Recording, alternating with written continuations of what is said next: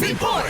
Hindi inaasahan na mag-asawang mga senior citizens na magiging panghuling selebrasyon na pala nila ang Valentine's Day ngayong taon matapos mamatay sa isang vehicular accident sa Cebu City. Nauwi sa trahedya ang dapat sana isang Valentine's Day dinner na mag-asawang sina Salvador Heraldizo Jr. sa 67 anyos at asawa nitong si Cecilia na edad sa 68 anyos sa mga residente ng barangay Sawang Calero sa lungsod ng Cebu. Patawid na sana ang mag-asawang Heraldizo para kakain sa isang fast food outlet sa SRP noong Valentine's Day nang mabundol ito ng isang delivery truck na minamaneho ng driver na si Charlie Sabelliano. Dahil sa lakas ng pagkakabangga, tumapo ng mga biktima kaya't nagtamo ito ng seryosong mga dalyos sa katawan na siyang ikinasawi ng mga ito. Ngayong araw ay nakatakdang sampahan ng Cebu City Traffic Enforcement Unit ng Cebu City Police Office ng kasong reckless imprudence resulting in homicide ang driver ng delivery truck dahil sa pagkasawi ng mga biktima. Kasama mo sa DYHP Arimen Cebu, Radio Mancan Galinea, Tatak Arimen. RMN Network News.